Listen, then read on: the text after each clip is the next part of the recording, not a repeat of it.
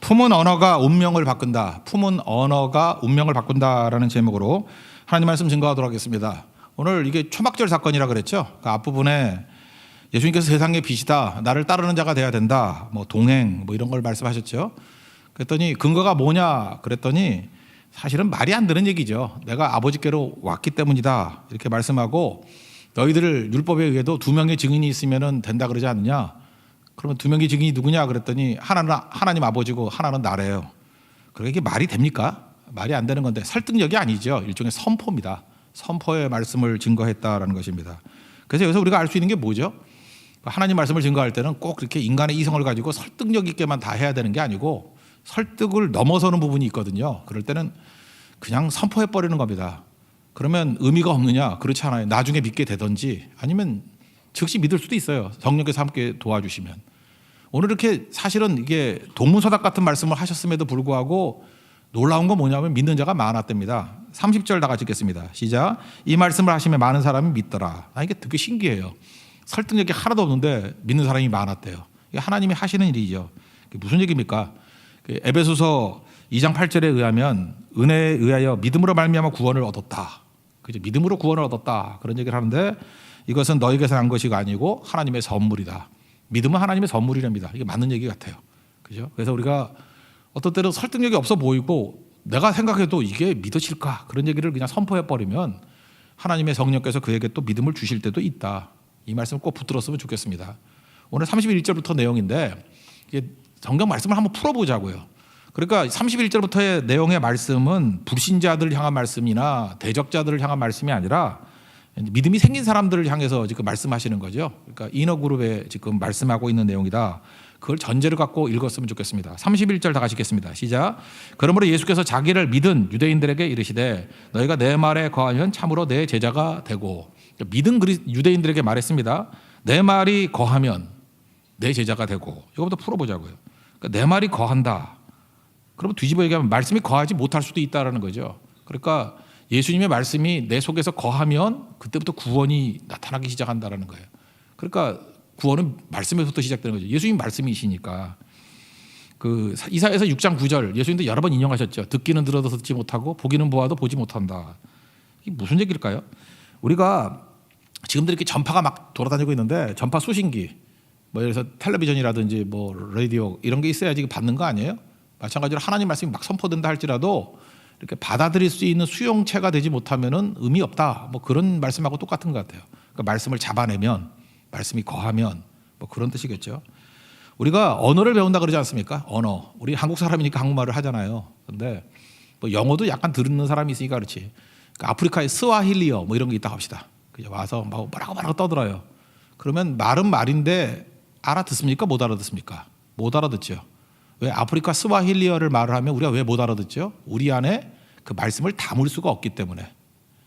그러면 우리가 외국어를 배운다 그럴 때 제일 먼저 해야 될 일이 뭐죠? 일단 안 들려도 막 전해주는 거죠.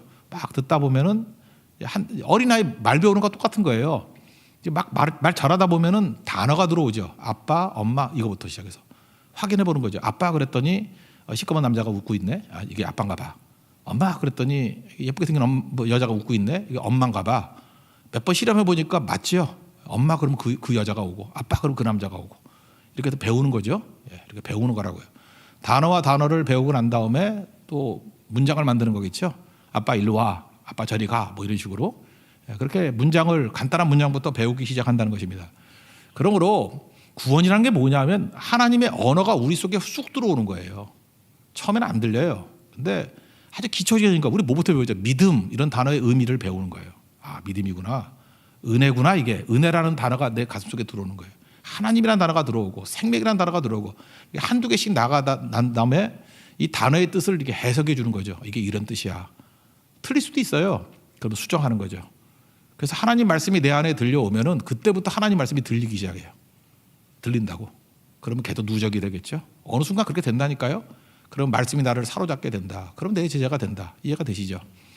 그래서 언어를 배우는 것. 그래서 예수 믿는다는 것은 예수님의 언어를 배우는 거예요. 오늘도 이 시간에 언어 몇 개가 가슴속에 남으면은 뭐 몇 개도 아니야. 하나라도 가슴에 남으면은 그걸로 여러분 인생이 확 달라집니다.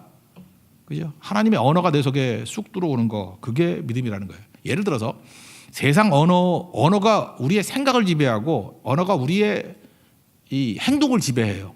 우리의 대화를 또 지배하고. 예를 들어서 이런 거죠. 이게 언어가 있어야지만 언어대로 생각을 한다니까요. 한국 사람은 한국 언어로 생각을 하고요. 미국 사람은 미국 언어로 생각을 한다니까. 그리스도인들은 하나님의 언어로 생각을 하는 사람들이에요.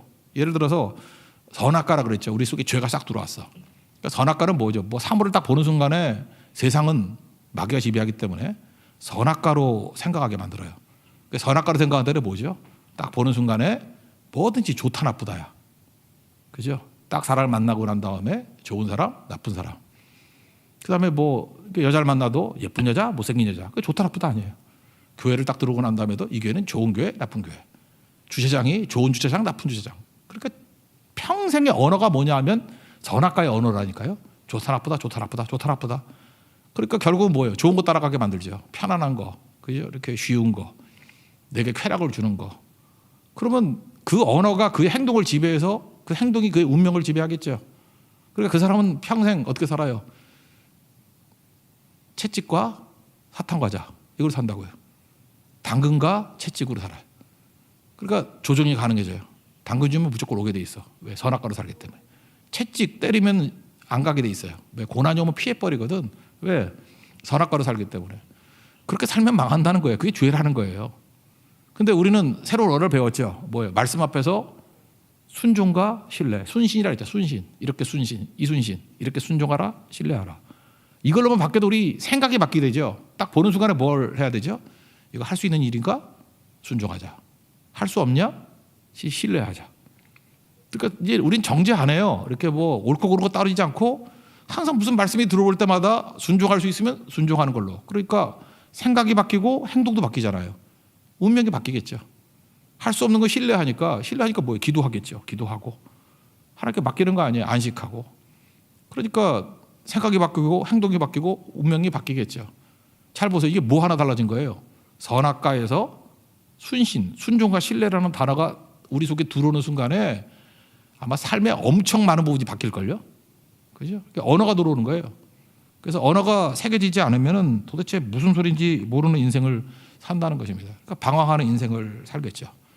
그래서 예수님께서 말씀하잖아요. 내 말이 너희 안에 거하면 말씀이 이렇게 팍팍팍 찍히면은 내 제자가 될 것이다. 이해가 되시죠? 그래서 믿음이란 건 뭐냐 하면은 하나님의 언어가 내 속에 들어오는 거예요. 그래서 오늘 그 언어 하나가 잘 박힌 목과 같이 새겨지길 원합니다. 32절에 오늘 그 새겨질 언어 하나를 알려드릴게요. 그게 뭐냐? 진리예요. 진리. 32절 다 같이 읽겠습니다. 시작. 진리를 알지니 진리가 너희를 자유롭게 하리라. 진리가 뭐냐? 제가 이거 설명하려고 그러다가 그냥 아예 그냥 학원 선생님 같이 정답을 가르쳐 줄게요. 진리. 요한복음에 나오는 진리 그러면 진리 이퀄 예수님 이렇게 치환을 해버리세요. 그럼 제가 볼 때 99% 다 맞아요. 진리 이퀄 예수님. 그러니까 뭐예요? 진리를 알지니 이게 무슨 얘기예요? 예수님을 알지니 예수님이 우리에게 자유를 주신다. 이게 틀리지 않아요. 제가 옛날에 어떤 권사님하고 대화를 나눴는데 그러더라고요. 저는 진리에 관심이 많았어요. 진리가 뭐냐? 진리. 특별히 이 역사를 보면요. 헬레니즘에서 말하는 그리스 로마에서 말하는 진리가 있어요. 거기는 사실이에요. 그리고 변함이 없어야 돼. 그게 이제 보통 말하는 휴머니즘 아니에요? 그게 과학적인 개념들. 그게 이제 그리스 로마 사상이거든. 걔네들 그걸 진리라 그래. 그래서 물 자체 변화되지 않는 거, 뭐 이런 거. 플라톤이 얘기했죠. 자세히 설명 안 할게요. 그런 걸 걔네들은 진리라 그래. 히브리 사람들의 진리는 뭐냐면 하나님과의 관계예요. 관계. 근데 그게 거기서 이제 율법주의가 나오는 거야. 관계가 이루어진 언약이 필요하고 뭐 그런 개념인데 신약에 와가지고 진리는 그냥 간단히 진리 이퀄 예수님을 치환하면 거의 다 맞아요. 진리를 알지니 예수님을 알지니 예수님이 우리를 자유케 한다. 그렇게 붙들었으면 좋겠어요. 예를 하나 들어본다 그러면 요한복음에만 나온 것만 살펴보겠습니다. 요한복음 1장 14절에 보니까 말씀이 육신이 돼 우리 가운데 거하신다. 그러니까 말씀이 육신이 됐다. 예수님이 말씀이죠. 육신이 됐다. 우리가 그 영광을 보니 아버지의 독생자의 영광이요 은혜와 진리가 충만하더라. 그러니까 예수님 진리를 치환해도 되겠죠. 예수님이 진리다.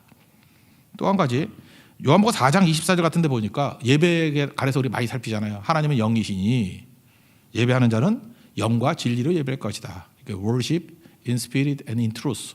이걸 번역을 이렇게 하는데 여러 가지 설명할 수 있겠지만 그러니까 영이니까 in spirit이니까 성령 안에서 예배드리고 진리 안에서 예배를 갖다가 이걸 예수로 치환해도 돼요. 예수 안에서 예배드리면 된다고. 예배는 예수님으로 드리는 거예요. 또 하나 뭐 예배는 성령으로 드리는 거예요. 이해가 되시죠? 거의 틀리지 않아요. 그죠? 진리를 예수님이라고 치환하면 거의 다 맞는 거고요.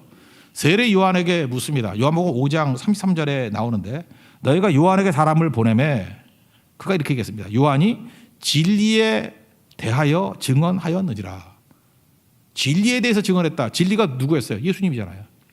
세상 죄를 지고 가는 하나님의 어린 양을 보라. 그게 누구예요? 예수님인데 그걸 뭐라고 지금 말하고 있어요? 진리에 대해서 증언했다. 예수님이 진리죠. 그래서 예수님 이퀄 진리 그러면 틀리지 않다는 것입니다. 요한복음 14장 6절에 보니까 우리 맨날 암송 구절이죠. 나는 시리잖아요. 에고 에이미. 나는 곧 길이요 진리요 생명이니. 예수님이 진리예요. 그죠? 그 진리라는 말이 나오면은 특별히 요한복음에 한해서만은 그러니까 예수님이라고 치환하면 거의 99%다 맞아 떨어진다게 된다는 것입니다. 그러니까 진리가 오면은 너희를 자유케 한대요. 그러니까 예수님이 오면 우리를 자유케 한답니다. 그러니까 성경의 주제가 또 뭐예요? 자유인데 자유라는 말을 우리 일상 용어에서는 구원이라 그래요. 구원이 자유예요. 자유가 구원이고. 그러니까 구원이 해방이죠. 해방시키는 거, 자유. 이거 출애굽기가 그림 아니에요. 그림 언어로 보이는 게 출애굽기거든요. 원래 애굽에서 뭐였어요? 노예였죠. 종되었던 우리가 그죠? 예수님을 상징하는 6월절이잖아요. 어린 양의 피를 바름으로 말미암아 비로소 자유케 됐죠. 진리가 자유케 한 거 아니에요? 6월절 어린 양의 피가 그들을 자유케 한 거 아니에요? 그게 자유롭게 만들어줬죠. 그래서 광야 생활을 하게 되었습니다. 그런데 이제 오락가락 하는 거죠. 해방되었지만 오락가락해요. 뭘 했냐? 광야에서 조금만 어려움이 있으면은 투정하잖아, 투정. 그래서 뭐 애굽에 있을 때는 뭐 잘 먹었다, 뭐 값없이 생선 먹고 또 뭐 오이 먹고 오이가 그렇게 좋은가 봐. 참외 먹고 또 뭐 부추 먹고 파, 마늘 잔뜩 먹었거늘. 그러니까 이들이 생각하는 게 뭐예요? 그 노예가 좋다는 거예요. 배부르면. 이거 대비하는 거죠. 이거 존 스튜어트 미리 그런 얘기 했잖아요. 배부른 돼지가 되기보다는 배고픈 소크라테스가 된다고. 그 똑같은 여기서 나온 개념이에요. 애굽에서는 배부른 노예. 반대는 뭐예요? 광야에 있는 자유인. 뭐 선택할래? 그 얘기죠. 우리 배부른 게 아니고 그러니까 뭐 말이 힘들면요. 감옥에 가둬놓고 맨날 뷔페 음식 준다 그러면 좋아요? 밖에 나와가지고 자유롭게 살면서 저 험한 음식 먹는 게 낫지. 지금 그 얘기를 하고 있는 거예요. 자유가 뭔지. 그러니까 예수님만이 자유를 줄 수 있다. 아니면 노예다, 종이다. 이걸 말하고 있다라는 것입니다. 그래서 예수님 아니면 다 종이라는 거예요. 노예라는 거예요. 그때 묻죠. 아니 우리가 아브라함 때부터 노예가 된 적이 없었는데 뭔 노예냐 이렇게 말도 안 되는 소리를 해요. 33절 34절 한번 읽겠습니다. 시작. 그들이 대답하되 우리가 아브라함의 자손이라 남의 종이 된 적이 없거늘 어찌하여 우리가 자유롭게 되리라 하느냐. 예수께서 대답하시되 진실로 진실로 너에게 이르노니 죄를 범한 자마다 죄의 종이라. 여기서 예수님이 말씀하는 게 뭐예요? 너희들 종이거든 노예거든 죄 지으면 죄의 종이 되는 거야. 이렇게 설명하고 있다는 거죠. 죄의 종 됐다고. 죄가 우리 창세기에 나오잖아요. 원죄부터. 원죄의 내용이 뭐죠? 선악과인데 내가 주인 되는 삶이죠. 내가 주인 되는 게 선악과 아니에요. 내가 하나님 되는 거죠. 이 선악과 먹으면 하나님과 같이 된다 그러잖아요. 그러니까 하나님이 주인인데 하나님 자리에 내가 주인 되는 거 아니에요. 내가 주인 되는 인생이 선악과라고. 그게 죄라고 해요. 죄. 내가 주인 된다. 근데 이거 속는 거예요. 마귀에게. 이게 마귀에 속는 거죠. 내가 주인 되면은 내가 진짜 주인이 되나요? 내가 하나님을 몰아내고 내가 주인 된다 그러면 타이틀은 내가 주인이야. 근데 실제로는 마귀가 주인 되는 거죠. 그죠? 그래서 이기주의는 내가 중심되는 걸 이기주의자라 그러잖아요. 이기주의는 동의어가 껍데기는 이기주의인데 나를 위해 사는 건데 내용은 마귀 멋대로 사는 인생이에요. 그래서 이기주의 이퀄 마귀주의 이렇게 써놓으면 돼요. 그러니까 어떤 사람이 이기적이야. 그 사람 마귀적이에요. 그렇죠. 성경은요 마귀하고 세상하고를 동의어로 쓰는데 요한일서 2장 16절을 보니까 세상에 있는 모든 것은 그러니까 마귀의 모든 것은 육신의 정욕, 안목의 정욕, 이생의 자랑 아버지께서로부터 온 게 아니다. 하나님께로부터 온 게 아니고 세상으로부터 온 것이다. 마귀로부터 온 것이다. 그러니까 자기는 뭐라고 생각하고 사느냐 하면 내 멋대로 산다고 생각해. 나 좋을 대로 산다고 생각해. 그게 뭐냐면 육신의 정욕, 나 멋대로. 안목의 정욕, 내가 보고 싶은 대로. 이생의 자랑, 내 것 막 자랑하는 걸로. 근데 껍데기는 그렇지만 본질은 뭐예요? 마귀 뜻대로 사는 거예요. 그래 속고 있는 거죠. 내 안에 무슨 뭐 이렇게 바이러스 같은 게 들어오는가 봐. 그죠? 좀비 바이러스 같은 게. 마귀 좀비야, 마귀 좀비. 내가 사는 게 아니야. 내 멋대로 산다고 생각하는데 우리는 이러고 있어. 그죠? 내가. 좀비 몰라요? 지금 우리 학교는 안 봤어요? 예, 이렇게. 좀비야, 좀비. 그러니까 우리 마귀 좀비들이라고요. 내 뜻대로 사는 게 아니에요. 뭔가 다른 바이러스, 다른 마귀적인 명령에 의해서 살아가는 존재가 된다고. 그래서 이기주의는 곧 마귀주의라니까. 그 말씀을 하고 있다는 것입니다. 죄가 뭐예요? 내가 주인 되는 거. 타이틀은 내가 주인 되는 거예요. 본질은 마귀가 주인 되는 거예요. 그래서 마귀 좀비로 사는 인생. 그게 죄다. 이렇게 설명하고 있다라는 것입니다. 그래서 여기 명확하게 얘기잖아요. 마귀 좀비로 살기 때문에 우린 종이라는 거예요. 내가 내 멋대로 사는 것 같이 보이지만 우리 실제로 그런 거 많이 겪잖아요. 술의 노예가 되잖아요. 술의 노예. 술 처음에 내가 마시잖아요. 내가 마시는데. 술의 노예 된다는 거 어떻게 알아요? 끊을 수 있어요? 나 아직까지 알코올 중독 끊는 사람 못 봤다니까? 내가 목회 꽤 오래 했잖아요. 근데 한 명도 못 봤어요. 알코올 중독에서 벗어난 사람을 내 눈으로 못 봤어. 뭐 말은 들었지만. 한 해 뭐 기가 막히게 멋진 사람 런던에 이민 가면 될 줄 알았더니 거기서 자살했고 또 하나도 자살했고 2명은 자살했어. 알코올 중독으로. 그게 자유예요? 종이지? 술에 종 되는 거예요. 술에 노예 되는 거라고. 음란의 노예도 마찬가지죠. 그거 뭐 빠져나오면 지 멋대로 되나? 하고 빠지면 못 나오지. 끌려다니지. 돈의 노예 돼보세요. 빠져나올 수 있어요? 돈돈 그러고 쓰지도 못하고. 돈을 엄청 버는데 쓰지도 못하고 돈의 노예 돼버리는 거 아니에요. 이게 내 뜻대로 된다고? 아닙니다. 이거 내가 원해서 하는 것 같이 보이지만 아니에요. 이게 종이에요. 종. 노예가 돼서 끌려다닌다는 것입니다. 그래서 그 다음에 나오는 얘기가 뭐냐면 우리 아버지가 아브라함이래. 뭐 그런 얘기가 쭉 나오잖아요. 근데 예수님 뭐라 그래? 니네 아버지가 아브라함이었으면 내 말 들었다. 니네 아버지는 아브라함이 아니고 내가 가르쳐 줄까? 니네 아버지는 마귀야. 그렇게 얘기를 해요. 예수님이. 니네 아버지는 마귀야. 비잉에서 두잉이 나오는 거야. 니네가 죄를 졌기 때문에 죄의 종이 되었고 니네 아비의 명령대로 사는 거야. 아비는 마귀야. 그래서 마귀는 2가지를 한다 그러죠. 살인하고 또 하나는 거짓말하고. 마귀 2가지 특징이에요. 살인자, 거짓말하는 자. 그래서 우리 암송 구절이잖아요. 44절 다 같이 읽겠습니다. 시작. 너희는 너희 아비 마귀에게서 났으니 너희 아비의 욕심대로 너희도 행하고자 하느니라. 그는 처음부터 살인한 자요. 진리가 그 속에 없으므로 진리에 서지 못하고 거짓으로 말할 때마다 제 것으로 말하나니 이는 그가 거짓말장이요 거짓의 아비가 되었음이라. 그러니까 니네 진짜 아버지는 마귀야. 마귀. 죄의 종되었기 때문에 마귀의 자녀들이라니까요. 우리가. 그래서 마귀가 하는 일은 살인하는 거거든요. 그래서 가인 보세요. 가인이 죄 짓고 난 다음에 하는 일이 뭐예요? 분노심 때문에 동생 죽이잖아요. 우리도 지금 실제로 분노가 미워하는 게 살인하고 똑같다 그러잖아요. 예수님이. 미움부터 시작해가지고 나중에 힘만 생기면 죽여버린다니까. 그러니까 마귀는 계속해서 죽이고자 하는 일이에요. 말도 죽이는 말 쓰고 행동도 죽이려고 하고 함정 파고. 그렇지만 예수님이 내 주인 되시면 어떻게 돼요? 살리는 거예요. 그죠? 나도 살고 너도 살고 생태계 전체를 살리는 것. 생명의 기운이 나타나요. 생명의 냄새. 아니면 마귀는 좀비기 때문에 시체 냄새가 나. 잠깐 죽음의 언어. 냄새가 이상해. 냄새가 찝찝해. 그죠? 그렇게 돼버린다는 것입니다. 예수님이 그러잖아요. 분노 이런 거 있다고. 그리고 자꾸 죽이려고 그래요. 나중에 죽이려고 그러다가 죽이기 힘들면 제일 약한 게 누구예요? 나죠. 나. 남 죽이려고 그러다가 힘이 없으면 나를 죽여버려. 자해 또는 자살. 제가 어저께 신문 하나 읽었더니 바닷가 호텔에서 1인 손님을 안 받는데 이게 뭔 소린가 그랬지. 특별히 동해안. 그렇게 바닷가 보이는 베란다 있는 호텔들 있죠. 정동진 뭐 이런 데. 한번 실험해보고 싶어. 내가 혼자 간다고. 저 가도 돼요? 안 받는데 내가 직접 안 했고 내가 하청조서 누구한테 한번 시켜봤어. 남자는 받더라고. 근데 여자는 안 받아요. 여자 20대는 절대 안 받아. 안 받더라고. 왜 그래요? 자살할까 봐. 그렇게 자살이 많대요. 1년에 18,000명이 자살하잖아. 그게 무슨 얘기예요?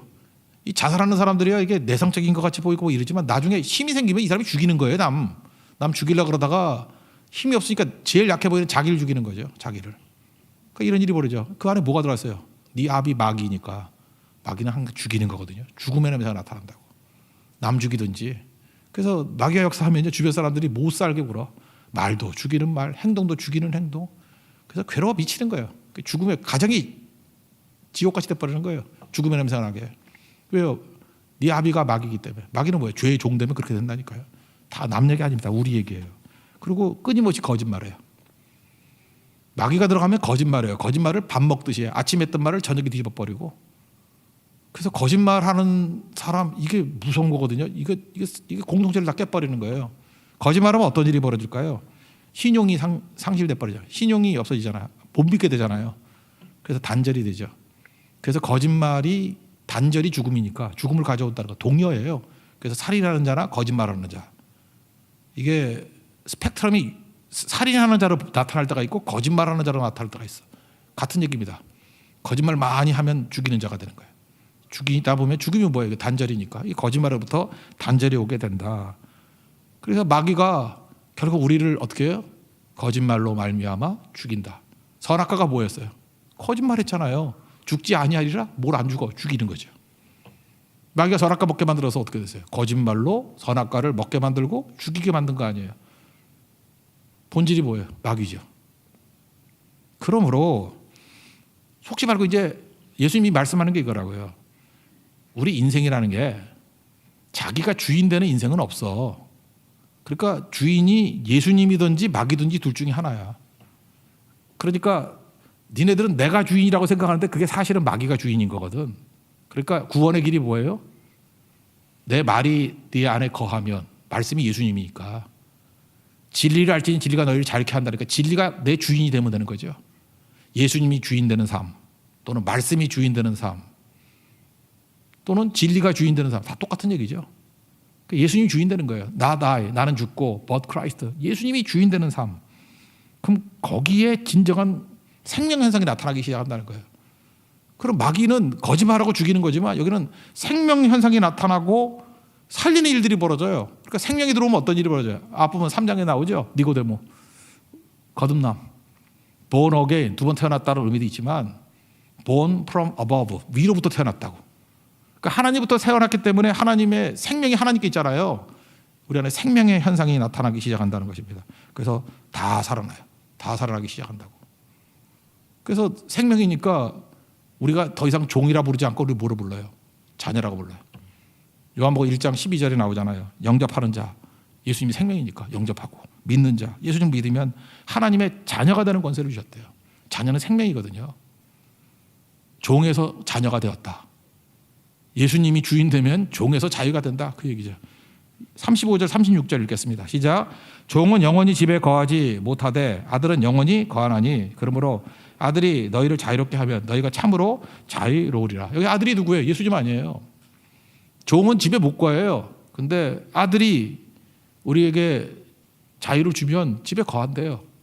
그러니까 자유롭게 되는 유일한 길은 예수님밖에 없다. 그런 얘기죠. 그 예수님이 우리에게 자유를 주기 오셨습니다. 자유는 뭐 내가 외친다고 오는 게 아니고 예수님이 내 인생의 주인 되면 그냥 자유는 오는 겁니다. 그죠? 묶여있던 것으로 다 풀려나요. 예수님이 내 주인 돼 보세요. 그러면 미움에서도 풀려나고요.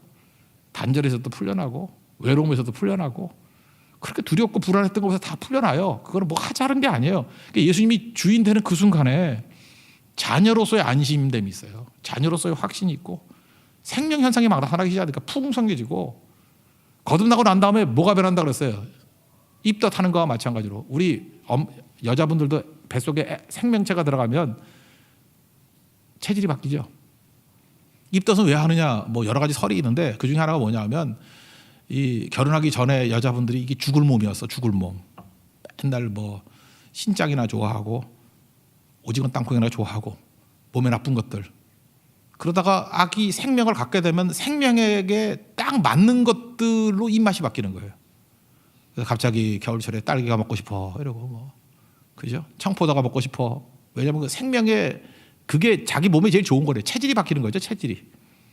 그래서 이제까지 죽을 몸 만들던 음식들을 입맛이 바뀌는 거예요. 아기에게 생명이 충만해질 수 있는 입맛으로 잠깐 바뀌어가는 거죠. 그걸 안 먹으면 그냥 못 먹게 만드는 거예요. 먹으면 토하고.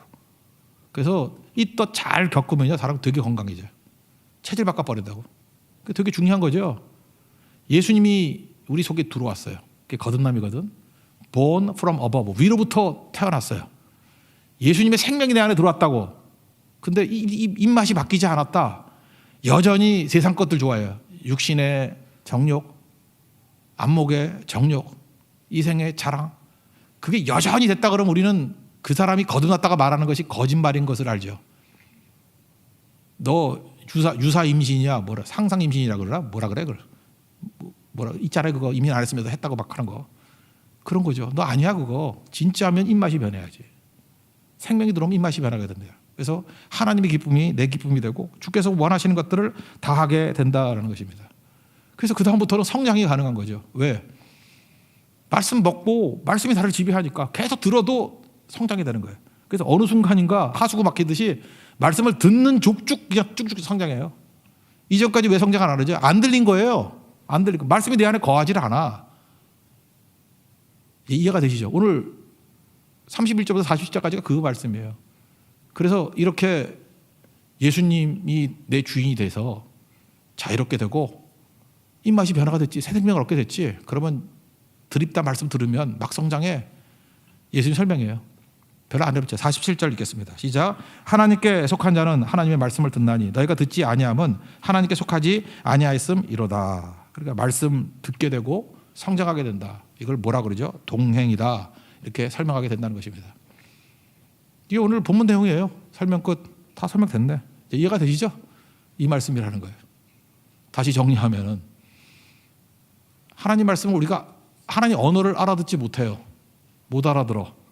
내 욕심으로 가득 차 있어. 그러니까 외국어 같이 들려. 근데 어느 순간이니까 성령께서 우리 마음을 내서 한 단어가 딱 들어오는 거야. 뭐 은혜. 오늘 같으면 진리죠. 진리는 예수님. 딱 붙들면 돼. 진리는 예수님. 그 말씀이 딱 들어왔어요. 진리가 우리를 자유케 한대요. 예수님이 나를 자유케 한다. 예수님이 내 주인 되시면 됩니다. 모든 판단할 때 예수님께 묻는 거예요. 예수님 어떻게 할까요? 예수님이 결정 내려주세요. 예수님이 좋아하는 거 하겠습니다. 예수님이 원하는 거 하겠습니다. 예수님이 하라는 일을 하겠습니다. 예수님께 맡기겠습니다. 이러면은 종되었던 우리 몸이 다 잘라버리고 자녀가 될 뿐만 아니라 신분적인 변화뿐만 아니라 막 변화가 돼요. 나로 사는 게 아니라 예수로 살게 된다고. 그 다음에 말씀을 막 듣죠. 그러면 듣는 게 다 정보야. 다 지식이고 다 능력이고. 그래서 쑥쑥쑥 성장을 해요. 마귀는 당황하겠죠. 미쳐 날뛰겠죠. 마귀의 경고한 일이 파하는 일들이 벌어지게 된다. 이게 믿는 거다. 이런 말씀입니다. 이런 예를 한번 들어볼게요. 미국의 1차 대각성 운동의 대표적인 주자라 그러면 조나단 에드워드예요. 조나단 에드워드. 제가 그 역사 얘기를 한번 해드릴게요. 오늘 갑자기 역사 생각이 나서 그러는데 조나단 에드워드가 1차 대각성 운동을 하는데 원래 자기 외할아버지 교회에서 있었어요. 한 23년 동안. 그 외할아버지 성함이 솔로몬 스토다트라는 분이거든요. 외할아버지 이름 몰라도 나한테. 외할아버지가 되게 율법주의자였어.